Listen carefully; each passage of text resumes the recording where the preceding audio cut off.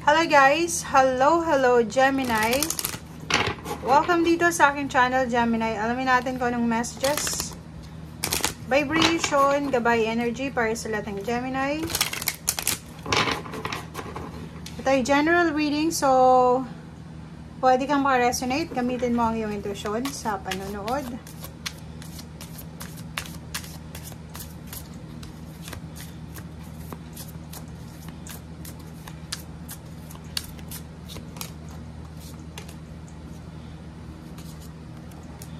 Okay, Gemini. Okay, so meron kang 42, 6, 48, 8, 9, 10, 11, 12. Choices, 46. Okay. So nakikita natin dito, may Gemini na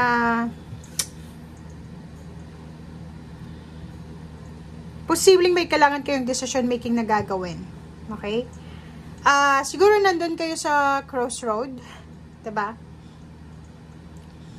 Siguro nandun kayo sa pagkakataon na kailangan nyong mag-decide or kailangan nyong gawin kung ano yung decision making. Okay? So, sinasabi ng Barasser dito na ano man ito, Gemini, na decision na gagawin mo or gusto mong simulan or gusto mong subukan or kung ano man ito na desisyon na kailangan mong gawin, simulan, kinakailangan mo daw na maging confident. Kailangan mo daw na magtiwala sa sarili mo. Parang blank canvas siya. Or pwedeng ang nakikita natin dito, yung gusto mong gawin, pero may gusto kang gawin, pero hindi mo alam kung nasa tama ba kang direksyon ito. Eto ba yung para sa akin? Parang ganun. So, nahirapan ka or mahihirapan ka, lalo na ngayong June, mahirapan kang magdesisyon. Magtatalo yung ano mo yung pride mo. Parang ganun yung nakikita natin. Magtatalo yung pride nyo. And yung kagustuhan mo. Okay? Mahirapan kang magdesisyon kung tama ba to, mali ba to. Hay, parang ganun. So, hirap na hirap ka dito. Okay? Sinasabi ng baraha, be confident. Sa kung ano man to, panindigan mo. And ganun talaga yung buhay, di ba? Failure, success, kaakibat na yan, kasama na yan sa buhay. Masyado ka sigurong nag-aim ng perfection. Ayaw mo magkamali. Or siguro, may Gemini dito na may kapatid ka or kapamilya na sobrang yung excellence niya. Diba? Magaling siya.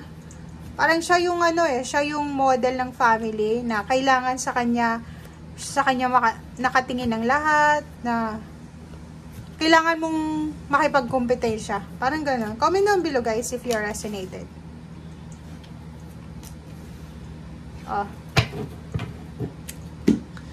Diba? So, it's a resonated card dito. Sinasabi sa'yo, ano man, number 1 kasi siya, yung mga decision making mo, yung choices mo, o ano itong plano mo sa buhay, pwede mo daw ma-manifest lahat sa buhay na gusto mo. Pwede kang makapagsimula ng mga bagay-bagay na gusto mong simulan.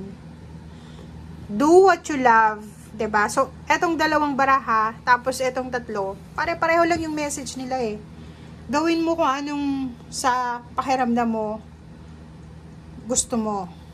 Okay? Mapatrabaho man yan, mapa-love life, mapa-personal man yan, or collaboration business. Gawin mo kung anong pakiramdam mo. Ito yung gusto ko Dito ako masaya. So yun yung sinasabi ng baraha. Maging,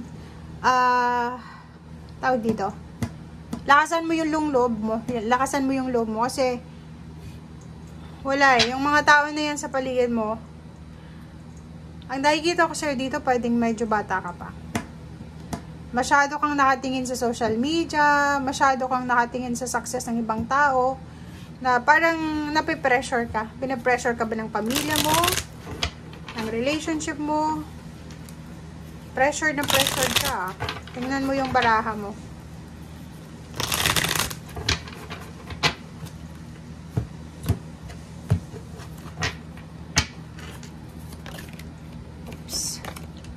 Oh, Seven of Cups. Sinasabi ng baraha sa'yo dito na choices, decision making. Piliin mo kung ano talaga yung gusto mo. Oh. Etong choices na to, tsaka Seven of Cups, isa lang yung message nila guys ha.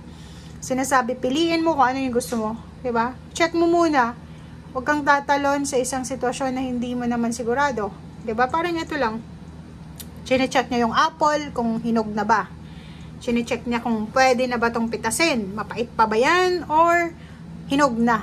Parang gano'n. So, don't settle for less. Kailangan yung decision mo, eto yung decision na magbibigay sa'yo ng saya. Eto yung decision making na magbibigay sa'yo ng alam mo yun, ng kilig. And magkamali ka man dyan, alam mo na galing yun sa'yo. Galing sa'yo yung decision making. Ang daming tao sa paligid mo na pinipressure ka. Oh. Diba? So, kung makikita mo dito, bago ka gumawa ng hakbang, mag-research ka. Hanapin mo yung tamang information. Bago ka gumawa ng, or sumagot, or siguro may mga nare-receive kang email, chat, call, kailangan mong i-replyan to. Pag-isipan mo muna, mag-research, huwag magpadalos-dalos. Lalo na kung tungkol daw sa pera. Lalo na kung tungkol ito sa pera, trabaho, pagkakitaan, huwag kang magpadalos-dalos. Ang galing. Oh, tingnan mo.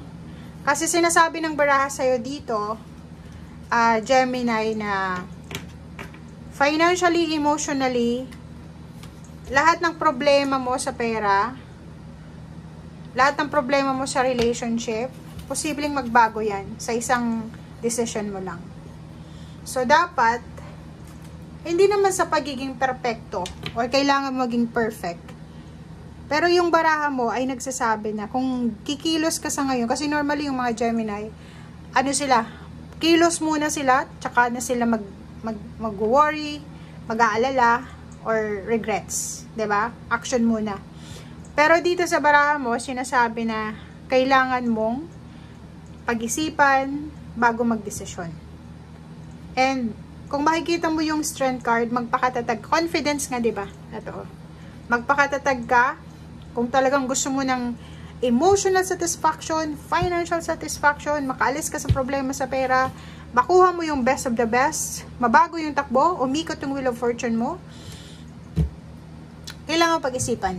Okay? Huwag padalos-dalos. Okay? So, thank you guys and see you again. Bye!